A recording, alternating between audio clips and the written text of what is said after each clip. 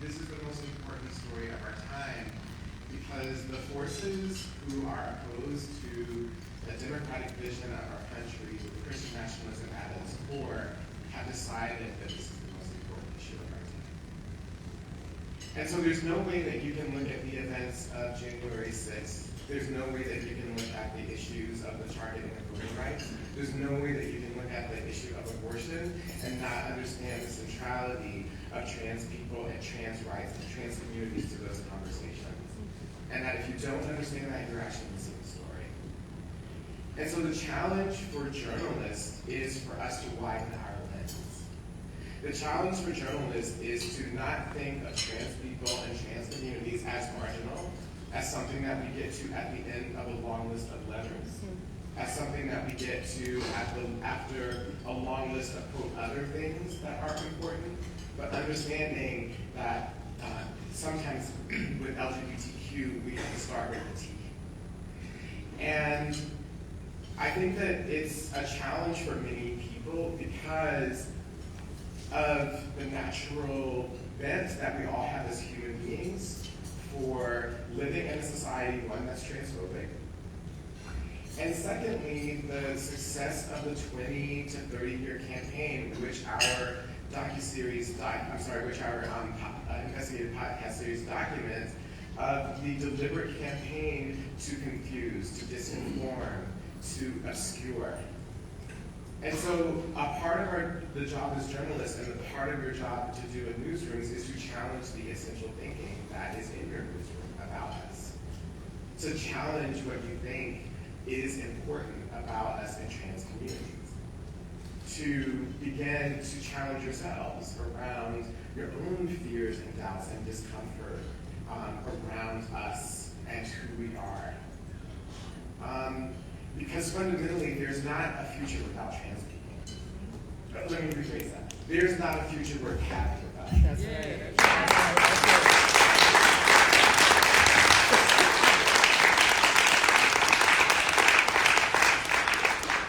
And the last thing I'll say before we get into these stories and how they unfold and how they impact people is that, you know, as journalists, we're taught a fallacy.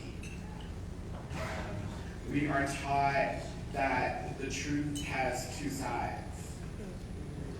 We are taught that balance and fairness is looking for another side of the story.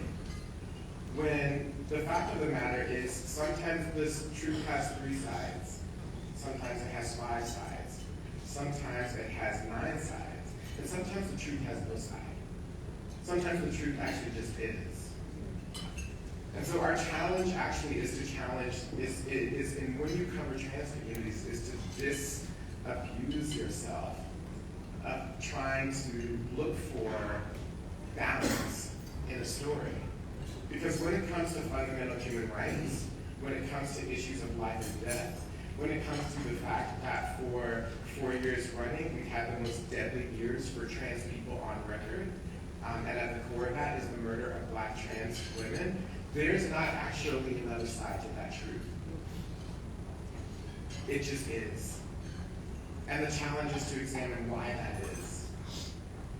And so I think that we have a lot of work to do. And the reason why I started Translash is because I realized that we had a lot of work to do, and that the only people who could do it in the way that I thought that it needs to be done are trans people. Woo!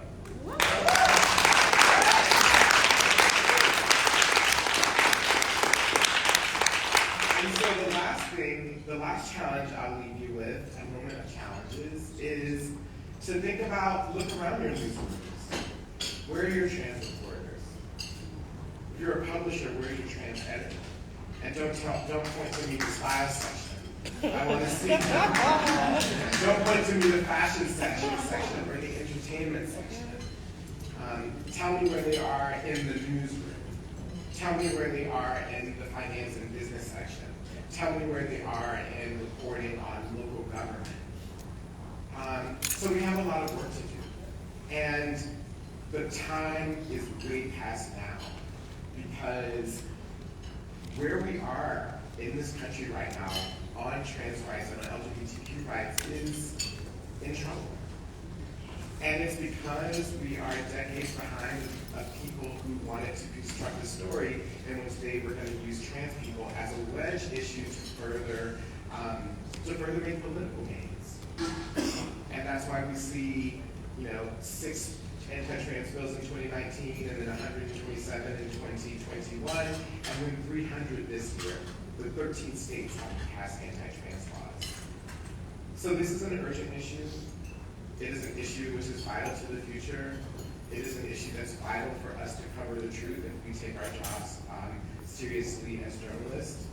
And so I want to thank all of you for coming here this morning to hear these stories, to be a part of this conversation, to think about ways that we can do better, and to express my appreciation for NLGA, not only for this the award that we got, but also for this panel, and also pushing us all to do more because the time is way past now.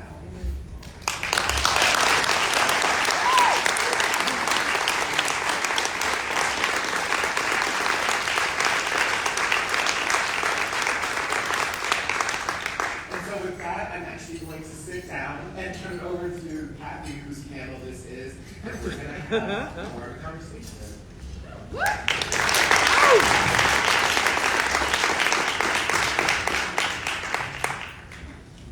Good morning. Boy, my intro is so much shorter now. Thank you.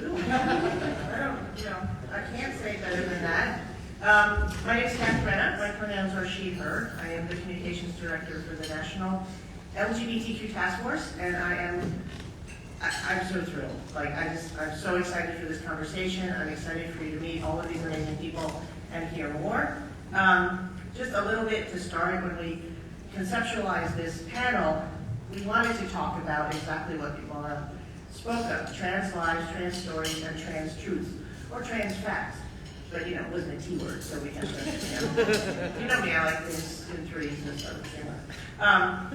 This is a time of tremendous challenge. We all know that. But I feel like it's also a time of tremendous hope. And a lot of that hope is on this stage. Sorry, I'm not going to cry. We see the data.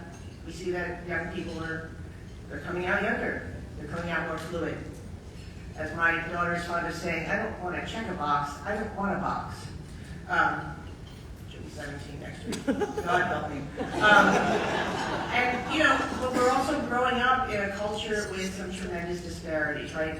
We see, and we have, as queer people, particularly trans and non-binary people of all ages, more and more role models. Laverne Cox, Admiral Rachel Levine, right? So many people. I have a list here. Where'd it go? There it is. Some of my people.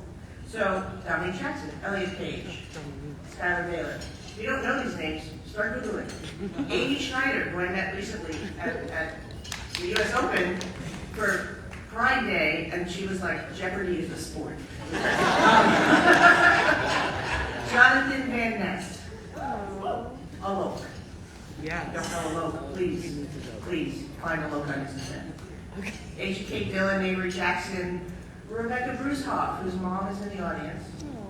Gabby Grimm. Jazz Jennings and her entire family.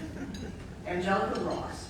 Last but not least, because my girl is going to be not in Chicago. I've been saying this all weekend, and people are like, she's here? I'm like, no, she's going to be Roxy Hart. Starting next week. Yes, she is. Woo! Come talk to me. It's going to be fun. And on the other hand, we have the things that Imara talked about. Unrelenting, escalating attacks, hundreds of pieces of legislation, anti-trans violence that is just completely out of control. The trauma, the pain, the loss. Someone said yesterday, Bethany actually talked about her research and how after seeing an anti-trans piece of media, that levels of depression and suicidality and trauma were raised by trans people. And we also have, as Imara will talk about, a very well-funded opposition who weaponize trans people. It's the only way to say it. And again, I don't have have to tell you in this room, last but not least, is we have a massive amount of misinformation out there. And the way to combat that is by telling stories. So I will not repeat exactly what I was going to say, which is Mara said, which is journalists need to cover trans issues differently. There is not two sides to trans and non-binary people existing. This is the same. Yeah. Well, we're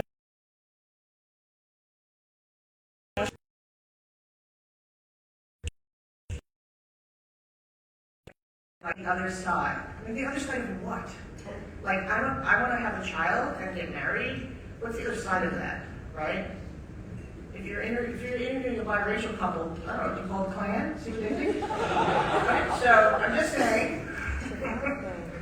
So with that, I bring you some extraordinary voices, some amazing stories, and some incredible experts, which I'm so proud of. I'll start all the way on the left, and we can just go from there. Tracy Gilchrist is with Equal Pride Media and is going to talk to us from the perspective of someone who works within queer media, which I feel like is really important since it often leads mainstream media in how they cover our issues. Ina Fried doesn't need an introduction in this room. Right? We need to take a picture with someone later because he said his husband is like obsessed with you. Okay? He's tired of hearing your name. Samir is one of our gender pool champions. Woo!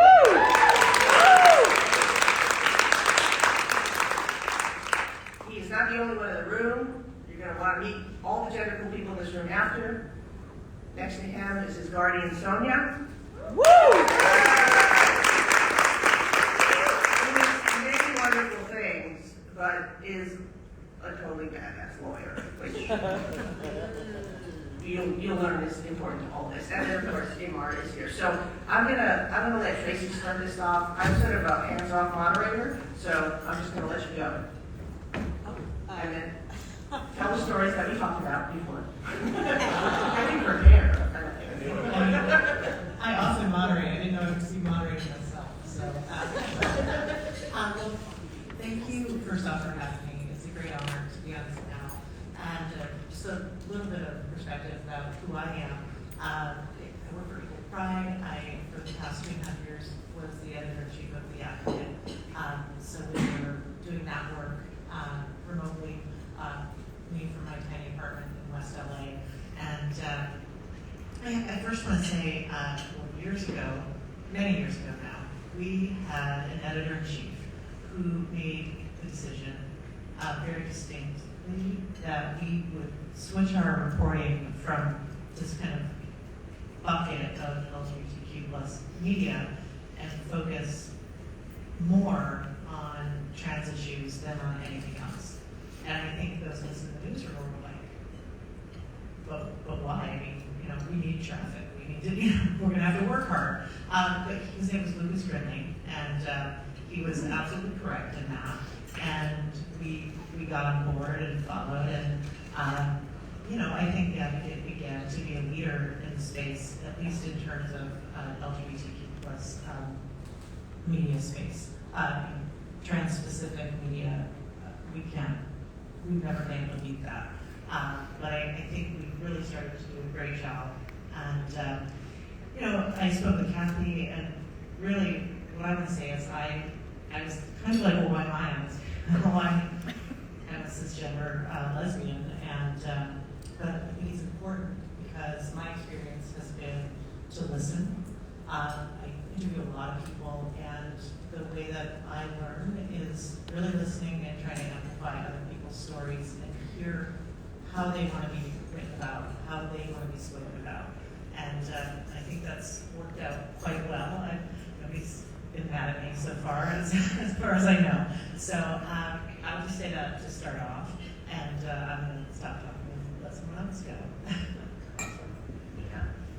I want to frame the issue incredibly well, and lives are at stake, and it's really, to Amar's point, it's all of our lives. Like, trans people are at the forefront of an attack on all of our lives as a humanity, but really is starting with trans people. And as always, it's starting with the most marginalized groups. It's starting with trans people of color. And it started a long time ago, if anyone was listening. The late Monica Roberts tried to warn us. She urged us to listen to the stories of Black trans women. She elevated those stories. She provided us a wake-up call that, had we listened, we might not have had to go through some of what we've been through. I've been extraordinarily privileged to be one of an incredibly small number of people initially, thankfully a growing number, of trans people actually getting to tell and shape these stories. There aren't enough. There aren't trans people in newsrooms, but they're here. There's a lot of them. I met a bunch of them this morning. We had a trans and non-binary meetup. There's people that want to tell their stories, and there's far more people out there. It's not as hard as people make it seem. I also want to draw the contrast between what life has been like and what life has been like more recently. I transitioned at CNET in like 2003. And, for like a lot of people, at first there were a bunch of challenges. And then I had about 10 years where I basically just did my job and enjoyed it. And I got to be visibly and audibly trans. I get to go on the air and talk about my field of expertise, technology. And I loved the fact that basically all I did in my work world was do my thing and get to do it while trans. I thought that was enough. I was happy. It was great. And, 5 or 6 years ago, it started being the case that wasn't what was happening. It wasn't just, I got to do my thing, and that was really the only time. I didn't think a lot about being trans. I'm very proudly, openly trans, but it wasn't the biggest thing in my life. And the reason was, it wasn't under constant attack. It wasn't a daily topic of conversation. And, to the study that Bethany referenced, I can't begin to describe, for those who haven't experienced it, and again, we're not the first. Lots of communities have been marginalized and attacked for a long time. What it's like to have your humanity up for debate every day. Every day in the news, trans people are being blamed for everything from climate change to the war in Ukraine. It's exhausting. These laws and bills have the direct and initial impact of keeping young people off sports teams, preventing people from healthcare, but they also have the added impact of telling all of us we're less worthy. I have incredibly stable housing, a great job, a supportive community, and it's exhausting and taking a toll on my mental health. And the toll it is taking on our collective mental health is immense. And that's actually why I started this project, which maybe we'll talk about a little later, Letters for Trans Kids. As a journalist, I know I can't get into every political thing. I can't take a stand on every bill. But the reason I started this social media effort was I also can't let the next generation only hear these horrible messages. So I started this pretty simple thing. Drop a note, do a video, post it on any social media, telling kids, hey, we got your back. And to me, I couldn't do more than that as a journalist, but I couldn't do less than that as a human being.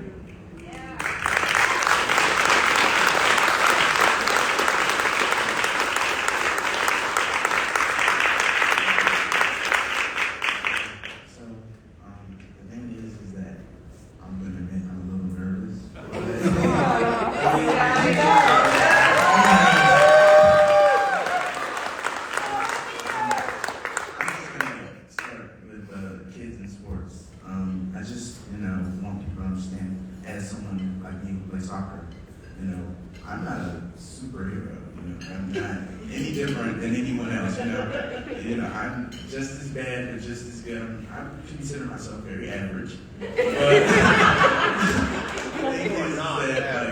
Add soccer, only add soccer. But the thing is that in that perspective, with being athletic, I'm, I can't jump any higher than, I can jump higher than some people, others not so much. But even with being, a trans kid, and people seeing me and, of course not knowing, but the thing is that I'm normal, you know, I'm the normal, you know, like, this is the new normal, you know, and the thing is that people need to understand that what is really normal, you know, like what is your normal, you know, everybody's normal is different, you know, everybody is different, everybody's beauty is different, you know, and the thing is that all of our beauty comes from within, and that's the most beautiful part of us. Not on what's outside, not on, you know, what you look like on a picture or anything like that on Instagram, but who are you? Who are you inside? Like, what things are going on in your mind? What is your story? What do you want to tell the world? Because your story is important, just as anyone else on this panel. And the thing is that there is a trans boy at home sitting there wondering, you know, who am I exactly? Is there anybody out there like me? I was that boy. I have been that boy. Sitting there looking at myself in the mirror like, who are you? And the thing is that it took time to realize and understand you are Amir. You are strong, you are brave, you are worthy, and you deserve the love and the support as any other person in this world. And so do you all.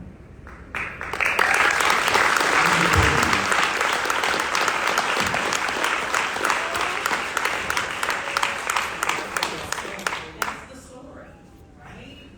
That is the story. We are just living our everyday lives. And as Amir's auntie, you know, well, one, just taking a step back, we've always been marginalized, right? As people of color, we don't have the privilege of not having to fight for our existence every single day. And it is exhausting. And then when you add the transphobia that is happening right now, it's even more exhausting. But the story is we're thriving, we're living, we are redefining normal, we are rejecting that word and we're redefining normal, and we are living our lives. And my goal is for every trans kid to know that they can do whatever they want to do. They can be whoever they want to be. They can walk in their truth. They can be themselves. There are no limitations. There are no roadblocks. And that's the story. I really would love to see all of you tell stories of trans kids just living and thriving and surviving and having fun and enjoying their lives. Are there roadblocks? Absolutely. Do we get over them? Absolutely. I think one of the problems right now is the opposition is loud. They are loud. They are screaming. And it is not our nature to scream back, right? That has not worked for us. It's not working in the civil rights movement. It just has not worked for us. Our nature is to be who we are and to let you see us living, surviving, thriving, being who we are. Get to know us. And you find commonalities. I think, as Amir said, you know, we got to get to the heart of each other and not just looking at each other and making assumptions based on assumptions of how we are based on what we look like, right? Can we get beyond that? Can we get beyond sort of the surface and dig in and really get to know each other on a heart-to-heart level? Because I think what we'll find is there are more commonalities than there are differences. But we need you all to tell the story. We need you to tell the thriving, happy, outgoing, successful stories and redefine what normal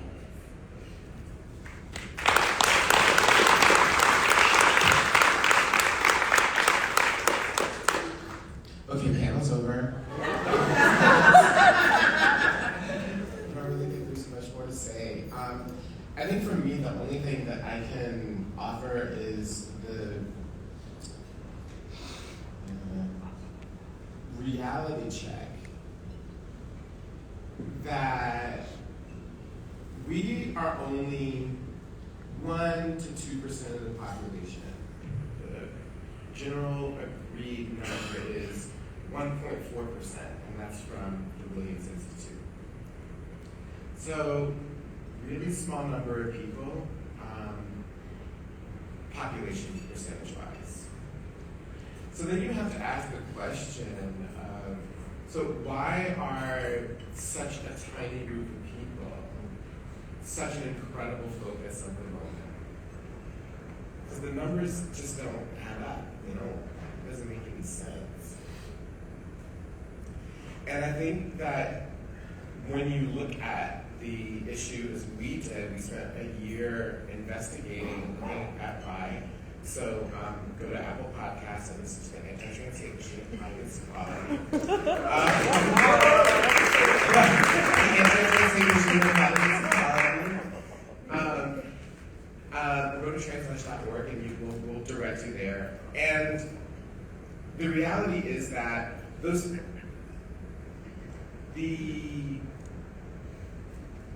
anti-democratic forces in this country understand that in order for them to implement their vision of America, that they have to get more people on their side. And what they've chosen to do is to exploit transphobia, which is just existent in our country, which crosses all political boundaries, as a way to try to make political inroads in order to keep state houses and to win really important congressional races. It is a social issue, it's a political strategy that's dressed up as a social issue. And there's a fundamental understanding that the smallness of the population makes it easier for trans people to be preyed upon. Makes it easier for trans people to be mischaracterized. Makes it easier for trans people to be stereotyped. Makes it easier for trans people to be framed as a danger because they know that there are lots of people in this country, depending on what survey you look at, 2/3 to 2 out of 3 or 9 out of 10. It's a big range, but there's a big swath of Americans who don't personally know a trans person. So it makes it really easy to do this. And you can see the effort that they have put behind this in the number of bills. How do you think you get 300 bills in 40 some odd states in a 3-year period? If that doesn't scream organization to you, I don't know what does. I don't know how you can't look at that and see that that's a part of an organized effort. If you don't understand that tactics of the abortion rights movement, which were just a test drive for the way that they plan to deal with a whole host of populations that they don't like, those same tactics are now just being turned on trans people. We're starting to see people starting to protest trans doctors, including my own. I'm sorry, people who give gender affirming care. We had death threats at Boston Children's Hospital. We had a major trans facility in Texas close. We have a governor who's decided to weaponize an entire government apparatus of thousands of people against trans children. And so this is not an accident. And it's hard for me to underscore how organized it is, how focused it is, how serious they are, and how big the danger for everyone is. Because what happens for every successive movement that's designed to target a population is that they learn from that and they apply it to someone else. So as abortion rights was a test drive, that they're now applying the same tactics on trans people. They're dying to get a case up at the Supreme Court because they're pretty sure that given that the composition of the court, that they'll get an anti-trans ruling, and that'll be the game on that, and then it'll be time for something else. So this is the thinning of the wedge, and this is why I think it's just really important to, again, as people whose job it is across the country to cover these issues, to understand the growing danger, the serious nature of this impact on people's lives, and the fact that what they're experiencing is not accidental, and to do the job of exposing the people in your states or in your cities who are driving these bills. And I guarantee you, once you start to look, you'll see that they're connected to a vast network that has nothing to do with the interest of your state. It has larger national interests that they're trying to drive.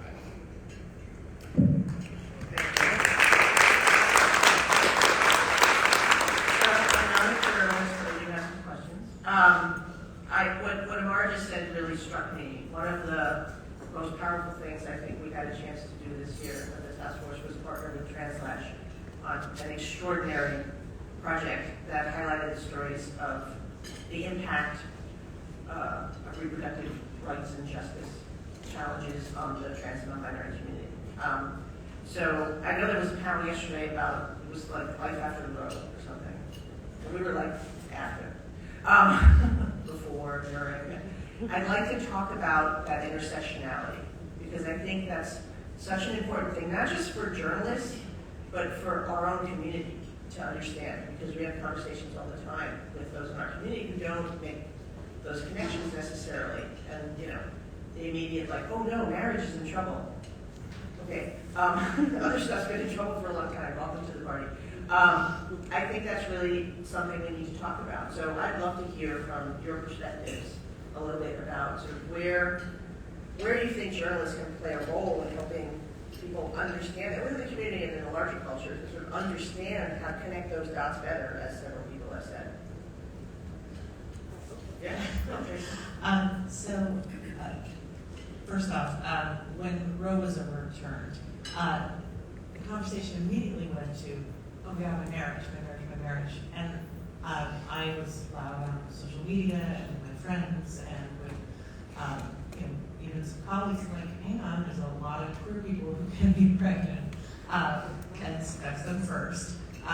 So let's not put the cart before the horse. Yes, marriage, we need to deal with that, but can we please deal with the problem at hand? And how are we going to help these people first? So I think the way that we need to handle a lot of this stuff is to think bigger than ourselves.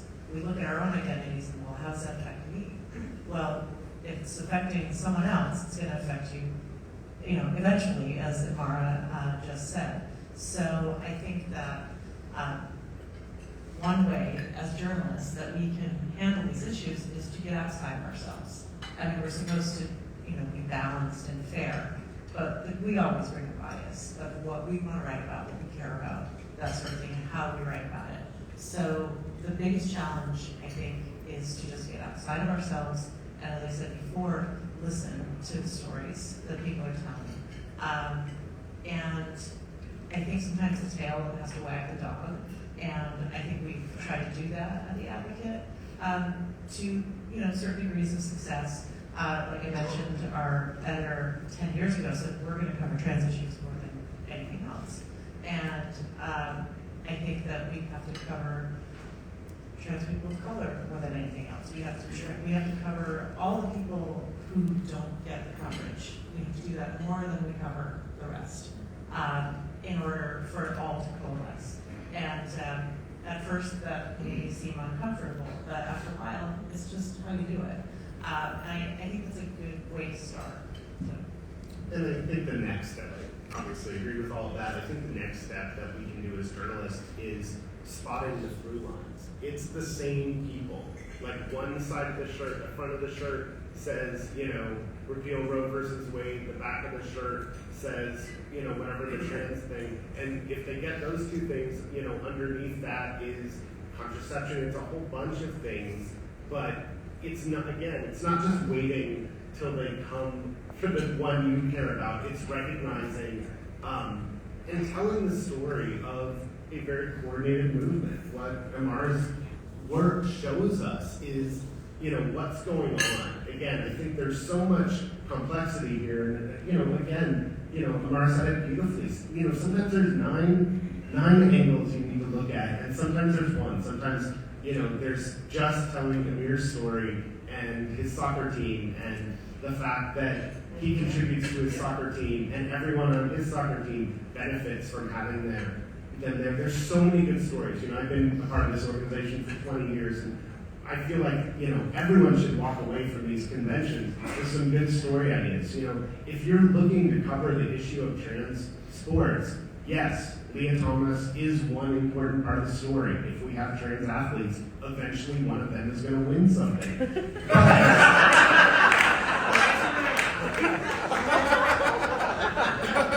I like the story of Fisher Wells. Fisher Wells, they didn't have a field hockey team at her school. She wanted to play field hockey. So first she got her friends together And that wasn't enough for a field hockey team. So then she went to the rest of the school. They have a field hockey team. Now, because of a law in Kentucky, the girl who started the field hockey team is the only girl in all of Kentucky that can't play field hockey. That's a story. There are so many stories out there, and really not listening only to the rhetoric. The other thing is, again, our lives are politicized, but not framing it as the transgender issue, the transgender question. I can't believe in 2022 we're having this conversation. You can't have a question about a group of people. There are political issues, and I'm not trying to duck them, but our very existence should not be treated as a political issue. It's a human rights issue. And it's so important how we frame these stories.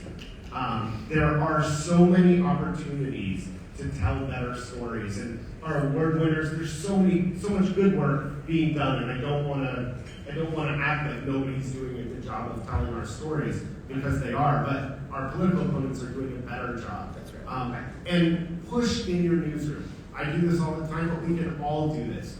If you're writing about gender-affirming healthcare, no story on that should exist without saying, this is not a measure of scientific question. The medical community is 100% that gender-affirming care is appropriate, it saves lives.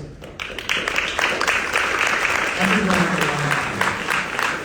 Can I ask Damar just to jump in here, because it's a perfect segue to talk about the videos and the project that you want to. Yeah, I mean, yes, and I just wanted to say that really important point that on the issue of medical bills, right? If you are in a story and you're looking for an opposing, like another side, right? Your editor says you need another side, or you're just a couple, and you're like, I talked to this local doctor, and she's at the children's hospital, and she treats these kids and says that it's safe, but I need to go talk to someone who opposes. The only people that in the medical establishment, in quotes, that you can find who oppose transgender healthcare is a pseudoscientific group set up by the right wing. That's the only one. So that means that if you have an opposing voice in your story, that what you are doing is actually promoting junk science and pseudoscience that's designed to undermine trans people.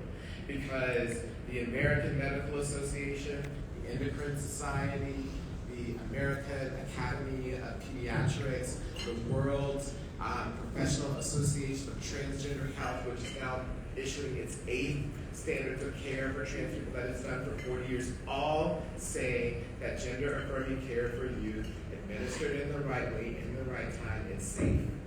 And so the only people that you can find, this is what I mean by the fallacy of two sides. The only people that you can find are people who are sponsored and set up to disinform. And we're just not doing a good enough job on the health story. Like, for example, you get framed as gender affirming care and trans health is what's making these irreversible changes to kids' bodies. Puberty is what makes an irreversible change in kids' bodies. Puberty blockers should not be remotely controversial. All they do is what the right pretends to espouse, which is that they want, which is to give kids more time. That's what we're talking about in most cases. Yes, older teens might make some other medical decisions, but that's mostly not what we're talking about. And the reason this is misunderstood is because we're all still not collectively doing our jobs well enough. And so on this point, connecting back to what you mentioned, Kathy, is two things. I think one, what's fascinating is the way that it parallels to abortion is the fact that by the time a trans kid has gotten health care, they have had to sign up with their parents, they have had to sign up a therapist or a psychologist, therapist or a psychiatrist, and a doctor, perhaps more than one doctor. Which means that by the time that's happened, that the people who are responsible for the care of the child have all weighed in on the decision and have all a uniform agreement that this is the right way, right? The way that that parallels with abortion is that you are deciding to get in the middle and to place the government in the doctor's office, in the therapist's office, at the kitchen table of these parents. That's all you're doing. You are intruding. You're making the government intrude on what is essentially a private medical decision. It is absolutely not different. And, you know, I think that one of the things that we did in this film series and what our entire team did, that's a whole separate team worked on, Trans Bodies, Trans Choices, which has done really well at lots of film festivals this year, is we decided to turn the camera on trans people to tell their stories around the importance of abortion in their lives. The way that abortion can be a part of gender affirming care, and the way in which abortion for trans people, when you hear the stories, are undeniable, the links and the overlaps with the issue of abortion for everyone. And it underscores that the people that you think that are marginal, that their stories are essential to understanding a larger issue like abortion. And so what we did was essentially find people who were willing to tell us their story. And we turned the camera on them and we went to their homes, whether it be in Atlanta or whether it be in Mexico or whether or not it be in Los Angeles. It's fascinating how expensive it is to fly people in Mexico, but that's a whole other thing. And, you know, for those people to tell their stories. And those are stories that people don't listen to. They don't think exist. They don't think that matter. And one of the most important things that I thought was essential about the way in which we did Trans Bodies, Trans Choices, that's the name of the series. You can find it easily on YouTube and a whole bunch of other places. It's kind of our approach actually on the Trans Lunch podcast, which is that, you know, if I just sit up here and I tell you a bunch of facts, it's gonna go over your head and you might be able to, you know, deny a truth. If I tell you that 2 million people are experiencing something, that sounds abstract and you can probably easily dismiss it. It is not easy to dismiss a singular story. It's not easy to dismiss the story that you heard. Right? And so the approach with this series was for us to allow the truth of individuals to speak and be presented in a way that is so powerful that there's no way to deny it. That, for instance, you can't say that a person who, well, I don't know if I should say this, but people who experience severe trauma in a way that is unimaginable, that they shouldn't have the right to decide what they can do with their bodies after that event. And so I think that that's a really important way of storytelling and approaching trans stories is to center the voices of trans people and to allow them to run without interruption, because what you're going to get is something that's really powerful. Thank you. Yeah, if you haven't seen those videos, please find them. And it's, again, a perfect segue to a part of the conversation here. We're talking about telling stories. So could you talk a little bit about Gender Pool? Because they're the approach of the organization, which, you know, full disclosure, fell in love like 2 seconds after I met you all at Gender Odyssey. Seems like a long time ago, but it really wasn't very long ago.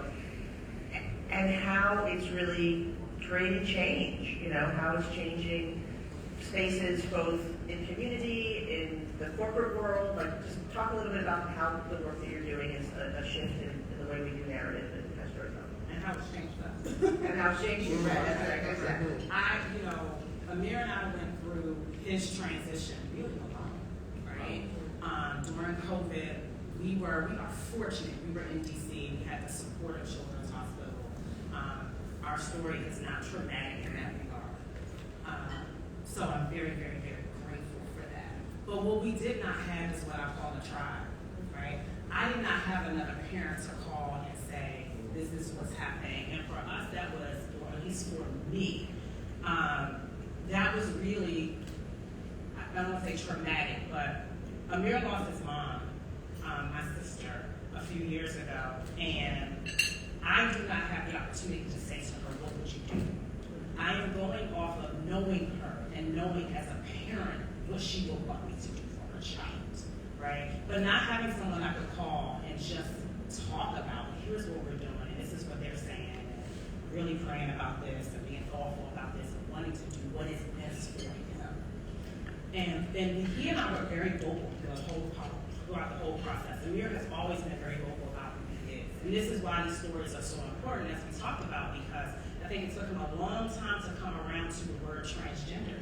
Although we always knew there was something, but there weren't stories being told that he could identify with and say, oh, that's me, right? So because of the lack of stories, it took a very long time for us to get around to, okay, transgender, this is what it is, now what do we do? But when we finally got there and we began our transition, we didn't have resources. You know, we were scouring the internet, etc. And we came across Gender Cool on the Today Show. And through Gender Cool, we found our tribe. You know, I found a tribe of other parents who had been through the same transition or were going through the same transition. And Amir found a tribe of other youth who were going through this and who were using their voices to impact change. That's what they do. He was already on TikTok, you know, social media, telling a story by himself, you know, and Gender Cool provided a larger platform. It provided connection and friendship, you know, and an opportunity to get together and learn, well, what you're doing is advocacy, right? And that was new to Amir. It's not new to me. That's what I do. But this was different. And I needed to connect with other people who were like-minded and also advocating by using their voices to tell their stories. And that's what Gender Cool did for us. If you don't know someone who is trans, and lots of people don't, as you said, reach out to us. I'm happy to connect you. That's why Gender Cool is here. We are happy to connect you and introduce you and just show you a face and tell you our stories. You know, the percentages are small, which is why it's funny, like Amir says, you know, somebody's going to win, yes, but, you know, he's not Michael Jordan. You might win. He's fabulous. Fabulous. But, you know, No sneakers after the I would be shopping across the street if he's my trust and believe. Not sitting here talking to you. So good that he's going to get on the team and somebody's not going to be able to shine. And what I think we miss in that conversation, and I don't want to dwell back on sports, but what we miss in that conversation is that when we make that distinction, we are elevating somebody's participation. Well, we're elevating somebody's winning, right? The goal to be a champion or a superstar over somebody's participation. Like, is it really more important that some other kid gets to shine, right? Or is it more important that Amir gets to just participate? Right. He's not asking to be the center of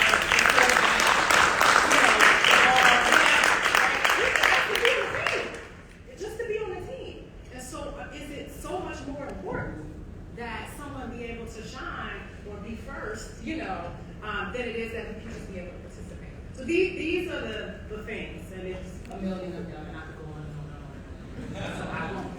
But through Gender Cool, we found our tribe, and we needed a tribe. If you don't know someone, please come talk to me. Please, I beg of you, to come talk to me after this panel. I am happy to introduce you to Amir, who's the first trans person I met. But also to connect you with Gender Cool. I mean, we want to redefine more. We are operating through life just like everyone else, right? But our stories, the stories are important because, as you mentioned, if you have not been marginalized in some way, if you feel like none of this matters to me, they're coming for you. Trust me when I tell you, they are coming for you next. So if you can sit idly if you want, you can. But when you don't wake up so late that they're already on your road, because they're coming for you. Whatever it is, they're coming for you. And if you need, I'm sorry. Okay, I just, I'm sorry. No. You can't sit silent when you see something happening to someone else, because they're coming for you next, right? It's important to use your voice. And if you need another voice in your story, call it a story. We have seen this story. It disgusts me as a child of grandparents who fled Germany from the Holocaust that we are not 75 years removed from the Holocaust, and people read that Niemöller quote. First they came for the trade unionists, and I wasn't a trade unionist. Like, this is not hard to connect the through lines. Yes, trans people are at the center of attack, and again, we should point out it's trans women of color primarily most likely to be doing violence, but this is an attack on bodily autonomy, period, for all of us. Oh, no, I was just going to say, one second, sorry. Amir, can you talk a little bit about your experience? Because, it's funny. It just drives me bonkers when people say, youth are our future. I'm like, have you met these kids? They're doing more. Did you see the pictures of them at the White House? Like, they're doing a lot more. And there's a generation coming up, right, that I hope that makes me more hopeful. Because they are not as interested in the stark binary, right? They're more fluid, they're more open, they've grown up in a different culture than some of us in this room. But can you talk about what that's like? Because I've been at panels with half a dozen gender pool champions, and they'll say things like, being trans is like the third most interesting thing about me. Let me tell you the other two, And so can you talk about that? Because I think it's really important. So the thing is that I'm just gonna start with, like she said, my TikTok. High school, going into high school, I was like, should I make it private or should I, keep it up? That was my big question. I thought about it for a week. And I was like, you know what? I'm gonna keep it up. I'm an open book. The thing is, if you would like to know anything about me, I'm here. I'm somebody you can come to. I can be there and we can talk. If you want to come to me privately one-on-one because you're going through something, I'm here. That's how I am. Of course, there was struggles, there were people who said things, but the thing is, it's okay, people are going to say things. Who are people if they don't say things? Who are people if they don't judge, if they don't look at you like what? What are you talking about? The thing is, it's just how it is, and that's fine, The thing is that you're saying that because you just don't understand. So let me help you understand. Let me be the one to guide you and tell my story.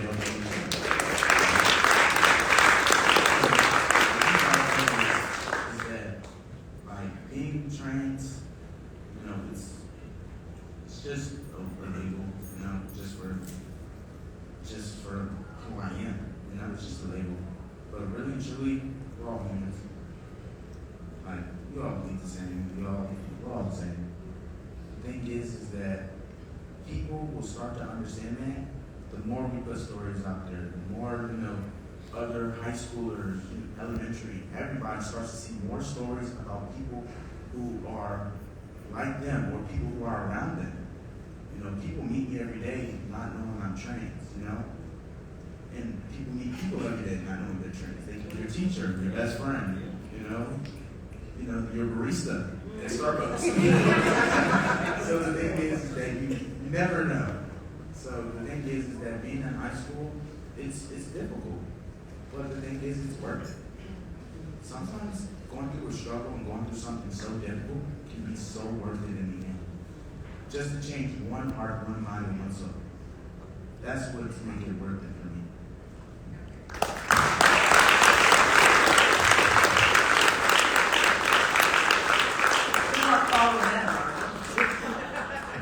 I told you when Amir first finished like 40 minutes ago that the panel was over. So, panel's over. I think that there are just two things that I raise. One of the things that kind of can drive me crazy is that people believe that because we have people like Amir that adults don't have to do their job.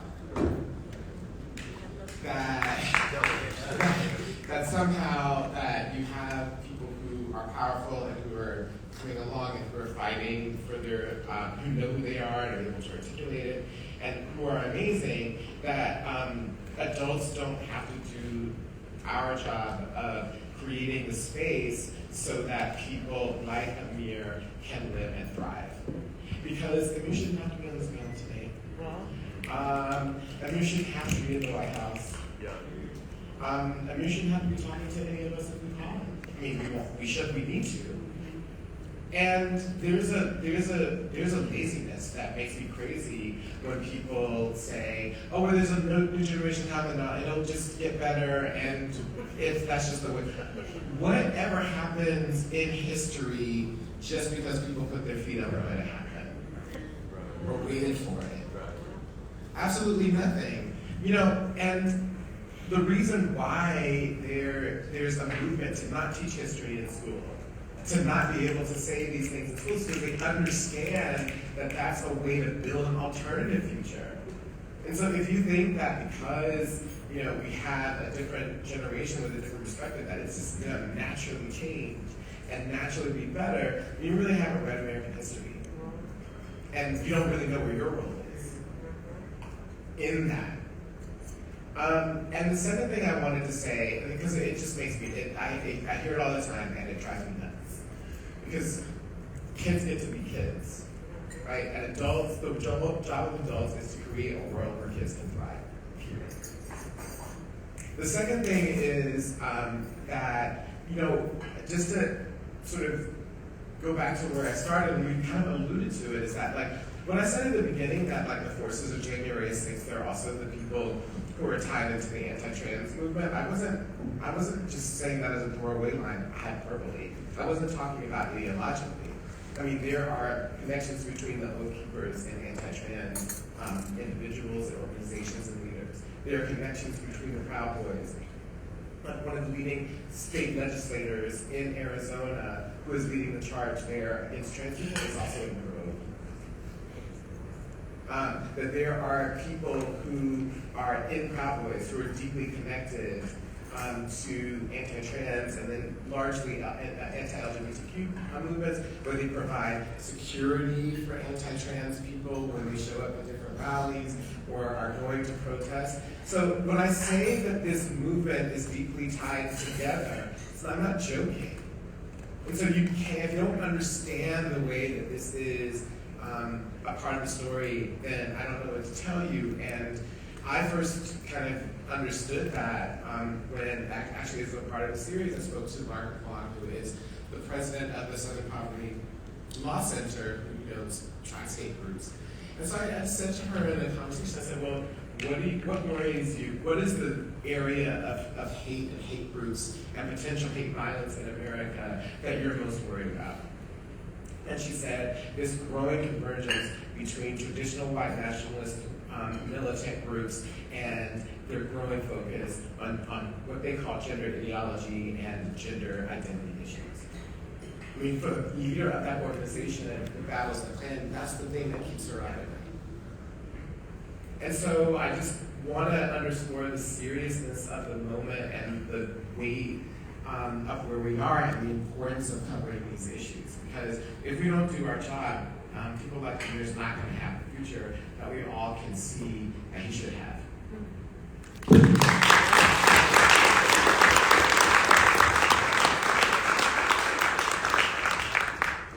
And Laura has all her seats on that. So we're going to go to questions. If you have a question, Stephanie has a mic, which is, you know, just scary, but Stephanie has a mic. Go. You know what I'm talking about. Good morning, thank you very much. My name is Miguel Marquez, I'm a reporter with CNN.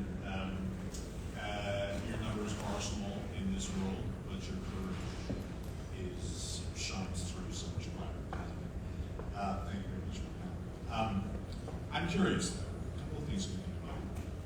Do you think you owe the far right a debt of gratitude because they brought this out into the public? They have drawn the battle line on this.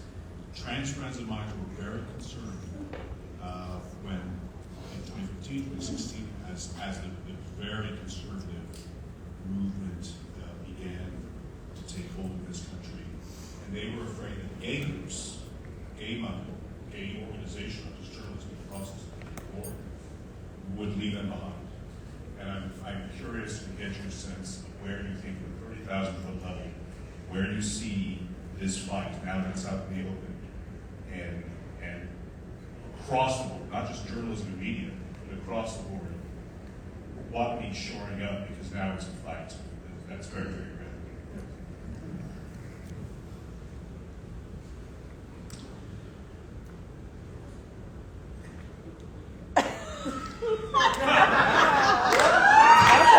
That's a good question. We need a minute today. It's so rare for me to have good questions. I guess as a panelist, I should start off by saying thank you for the question. And LGJA staff, please watch the social media feed. Thank you. I guess the other thing that I would say to this particular question is that, with all due respect, the only way that you can ask that question is because your life's at a risk.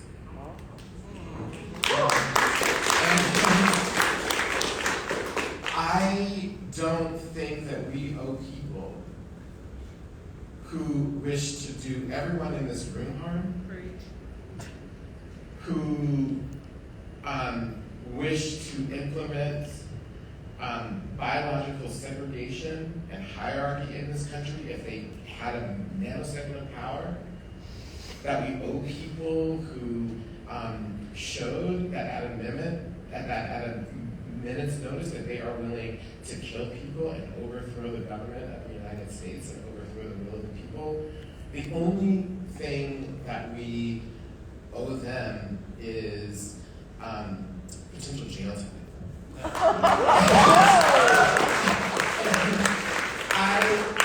I do not believe that we owe them. I do not believe that we owe them that. I can understand from an intellectual standpoint why you would ask that, because, oh, it makes the issue so prominent.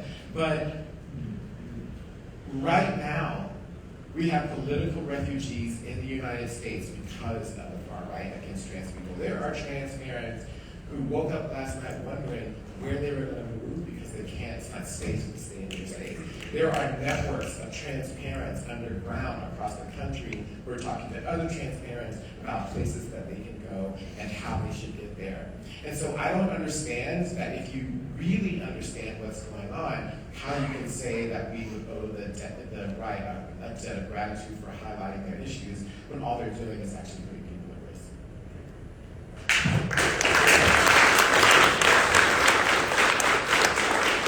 And I would just add, obviously, MR said it incredibly well. I think what's missing is basically there are two options for trans kids and trans people in this country, and both are happening, and it's a question of which happens more. Do we get more kids like Amir getting to live their life, or do we get more kids taking their lives? That's right. And they're making it incredibly more likely that we're going to get more kids taking their lives. And, you know, as Amar said, there are parents moving across the country. There's a brave, courageous girl, Kai Shapley, who spent her entire life testifying before the Texas legislature, time and again to be ignored. She spent her entire childhood testifying about why she deserves a childhood, and now had to flee her state. And even more than these kids that are in loving families, there are parents that don't know any better because they don't know a trans kid. Some of them are making the right choice and allowing the Amirs of the world to be their best selves, and some of them are hearing this right-wing hate and choosing not to affirm their kid, not out of hate, but out of ignorance. And so that's what's at stake, and that's the challenge, and we should know this.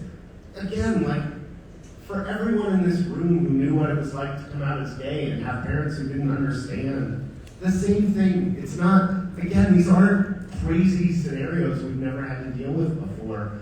And, you know, the stakes couldn't be higher. I mean, the reason you see such passion out of trans adults is because we were trans kids. And when you ask the question again, I don't think it came from a bad place, but I had this opportunity to just do my job, to just be myself, for 10 years, and it was amazing. And I feel blessed to have an opportunity to use my voice, but I wish I didn't have to.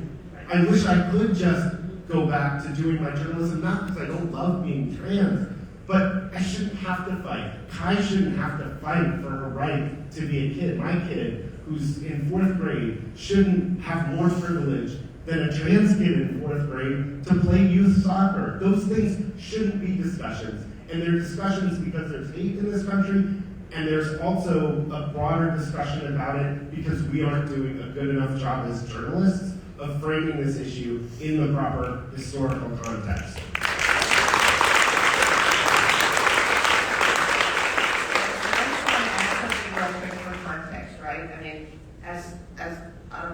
As someone who's been doing this for 30 years around all kinds of issues, there is backlash to visibility.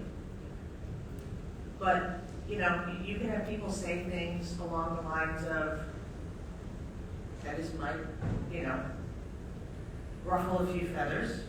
I don't know if Bethany has her feathers on today, but ruffle a few feathers. The AIDS pandemic is what created the gay movement and brought lesbians and gay men together. Is that a silver lining? We lost generations of people. Visibility is what makes people understand where they can go when they want to dash a fag. This is what I've been doing my whole career. And the challenge and the reason why I did this is because our community, including our community journalists, we need to step up. Because know the history. We created an entire organization because some folks wanted to leave trans people behind in legislation because it would be easier to pass it. And you can talk pragmatism all day long, but it's about people, it's about lives. And we're having the same conversation now. And I think that's a very important question and a really important perspective. And the pushback and the challenge and the passion that you're hearing from everybody is for a reason. So, while it might be a little hard, these are the hard conversations we need to have, to really figure out ways to do better and do more.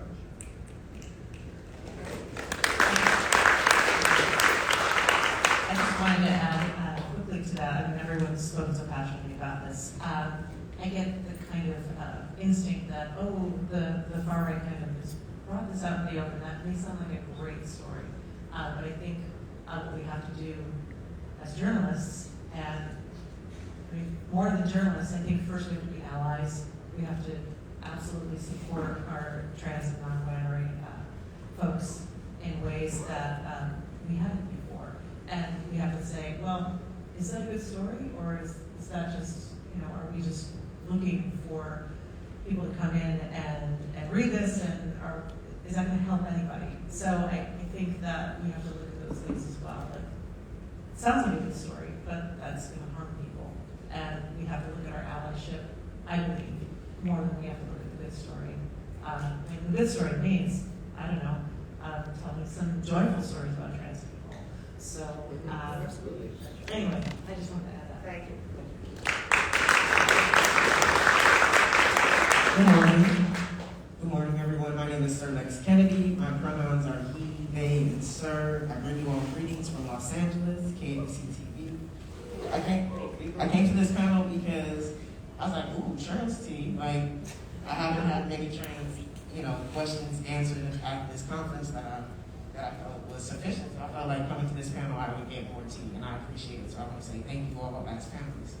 Amir, you brought up TikTok, and I love TikTok. When you said TikTok, I said, oh yeah, these are my people. I just love the space and the connection that TikTok provides. And I just want to offer, in this space, as journalists, as people in broadcast, if you're looking for a great story, I know people are like, yeah, go to Google. Go to TikTok, folks. Go to TikTok. Folks are telling their stories. They're getting it directly from the source. And I promise you, it will juice your lives. So I say all that to say, Amir, what's your TikTok and how can I follow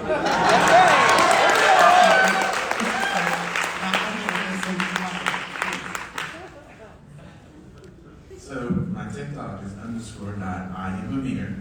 So very easy. And the thing is, you're right. The thing is TikTok has been such an outlet for me.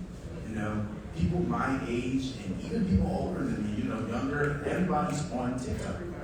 You know, so the thing is, it gives me somewhere to go where I can tell people, hey, like, this is what's going on in my life. This is my story. What's your story? What do you want to know? What do you need? You know, do you need any resources for, you know, certain things like binders, for instance? You know, the thing is, I've given many people a link to a binder. Like, I've given over 10 people the link to the binder companies. And the thing is, it feels great to help out other people. And to know that I can do that through TikTok and through the internet is just great. Because years ago, TikTok was not a thing, the internet was not a thing, so getting out and trying to help other people was way harder. And I'm glad I can do that now, and at my age, I can be that outlet for certain people. Because once upon a time, I never had an outlet. So I'm glad I can open that up to 17-year-olds, 16-year-olds, 5-year-olds, 10-year-olds, you know, 30-year-olds, anybody, you know, who needs an outlet. And that's why I'm happy to share my story with all of you. Because my story matters, and your story matters.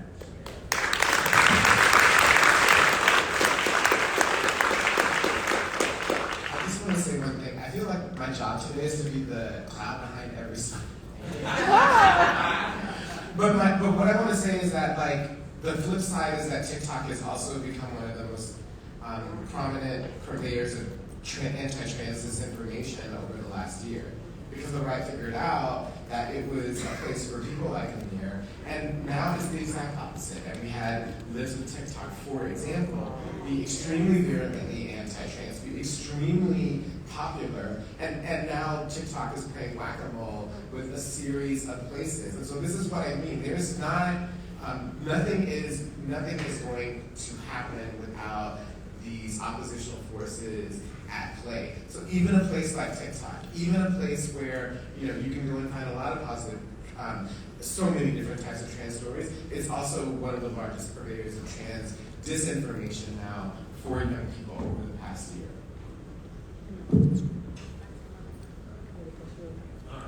I think I'm up. Tara Campbell with ABC. No, that's fine, go ahead. Okay. Tara Campbell with ABC. She for hers. I believe it's our job in the media to elevate your plight to the national stage. That's our job. Nobody else. And yours. But we need to work with you. My question for you is, what is missing right now? It's a pretty simple, direct question, but what is the story when you wake up and you search through whatever media outlets you look at? What's missing right now? This I can answer really quickly. I think that the stories of trans people thriving.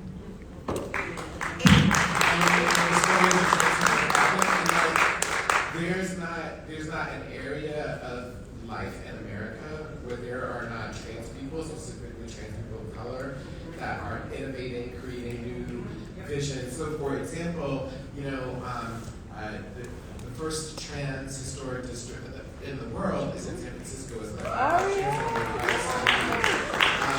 and it was she just had a visit by Queen Maxima of the Netherlands because they have so many innovative programs and the Dutch interest in historic preservation. So that's just one example, and there are so many. And so I think the stories of trans people across the board thriving, visioning, building in the future, because that's also one of the things that helps normalize us and will help to decrease the violence and the marginalization. Can I just add a note, and why they're thriving? Why? Family acceptance, community, why? You know, and privilege, like there are a lot of reasons. And that I think actually helps people understand better, just family support, community support. Hi, I'm H. Pronouns they, them. Grad student. And for a little background, last year I started looking into how trans people thought about detransitioning, like whether it was something that made it so that they were afraid to transition in the first place. And I found someone who's an 18-year-old from Kansas who transitioned at 12, detransitioned at 18. She considers herself multi-transitional and says, like, I'm so trans I did it twice. And she's fucking rad. I don't see trans media reporting on detransitioners who are grateful for their trans care. And I think it is an area where the only reporting I have seen, which could be like not reading the right sites or news sources, but it is an issue that seems to be only talked about on the right, and it's like, oh, if we talk about detransitioners or multi-transitional transitioners, we will like jeopardize trans care. And I'm curious about the role of trans media in talking about detransitioning. So really quickly, one of the things that's happening is, so the award that we got today was for the first season of the Anti-Trans Hate Machine. The second season that's coming out next year actually is talking about detransitioning, so we spent a lot of time thinking about it. And one of the things that I would just say two things. I would say the detransitioning is rare, extremely rare. And most people who detransition do so for a variety of reasons. And detransitioning is a really weird word because, you know, trans people may decide to go on and off hormones for a variety of reasons, right? Or may decide to change the way they dress for a variety of reasons that don't have anything to do with not wanting to be trans. I mean, gender identity is a finding, and so people are looking at what's the best expression for themselves and trying to figure that out. But that's just extremely rare. And the reason why you hear about detransitioning on the right is because essentially the idea of detransitioning as you understand it is actually a right-wing issue. And that's why you haven't been able to find those stories from another standpoint, because the way that we understand it writ large is largely defined by the right as a part of this effort to misinform. Yeah, I would just add a couple things to what Amara said. I mean, I think it is, if you're gonna write about it, like, it's critical to put it in context. First of all, we're talking like 1%. And, you know, the discomfort rate with breast augmentation for cis women is way higher than for anything. Like, any medical procedure that has a 1% regret rate, you're talking a good medical procedure. But there are stories that I've known people who transition, and I've known people who regret it. But again, look at the reasons. I mean, by and large, it's they don't have a supportive family, they can't get a job, That's exactly right. They want to stay with a spouse, they want to have a connection to their kids. So I'm not saying never tell these stories, but wow, do we need to be careful when we tell those stories. And I've learned, it took me a long time, because for me, and for a lot of trans people I know, detransition was often led to even worse outcomes. I know a lot of people, including former NLGJA members, that are not here after detransitioning. But I also have, over the last few years, thankfully, known people, including NLGJA members, who detransitioned for the reasons we talked about, to maintain a connection to a spouse or kids, and eventually found themselves. It's a journey. Like, the whole point of transgressing gender boundaries is everyone should find their place. And if somebody starts down a path and decides it's not for them, I want them to be whoever their selves are. But really, we have to look at the reasons. And again, you know, these words get thrown around, and look at who's using them and why. And I think that, like, if you decide to cover it, I think it's extremely tricky to cover it correctly. And I think that if you don't get it 100% right, you're going to be a part of spreading misinformation, because it's a really tricky thing. First of all, it's rare, so you would be magnifying something that's extremely rare, and you wouldn't be providing all of the context around it. And so I don't think that, I think it's a very tricky thing to report on, and you have to be beyond careful. So our last question, and then we'll wrap up. Kevin? Okay, I don't really have a question. My name's Tammy Nash, and I'm with Dallas Voice. I'm the editor for Dallas Voice, so we're kind of right in the epicenter of some of the worst crap going on right now. And I just want to tell you guys thank you.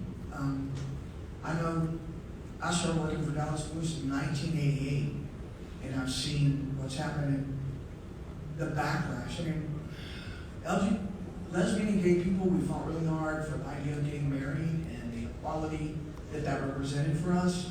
But what I saw is as soon as we got that, you guys started bearing the brunt of all of the hatred. And so it takes a lot of guts for you guys to stand up and speak out, and we appreciate it. I mean, in the last few years, I've had to deal with, or not deal with, had to cover murder of Malaysia Booker, and I've seen what happened with that.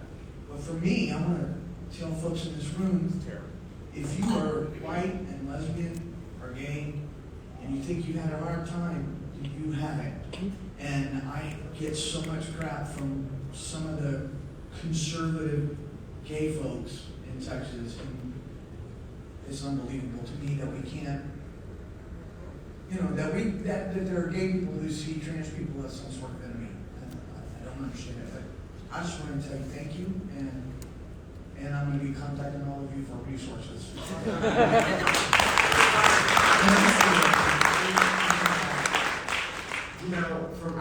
From everything that we've been able to report and learn, the fact that you saw that happen right afterwards was not an accident. That there were, right after gay marriage, there started to be coordination and meetings with, the alphabet of right-wing organizations, Family Research Council, and, the usual suspects. And they made an immediate push to begin to road test anti-trans ideas, and from that, that's why you have gay marriage, and then right after that, you have the backward bill controversy in North Carolina, which was road tested by ADF to see how the public would respond to anti-trans legislation. So even the pattern that you are describing is not an accident. Follow the money, you know what they say. So I just want to thank LGGA for creating this space to have this conversation. I really appreciate it, and I want to appreciate and thank even more this panel of amazing human beings who have brought up some of these are hard conversations, but you gotta have them, right? And so I want to give them a gigantic round of applause.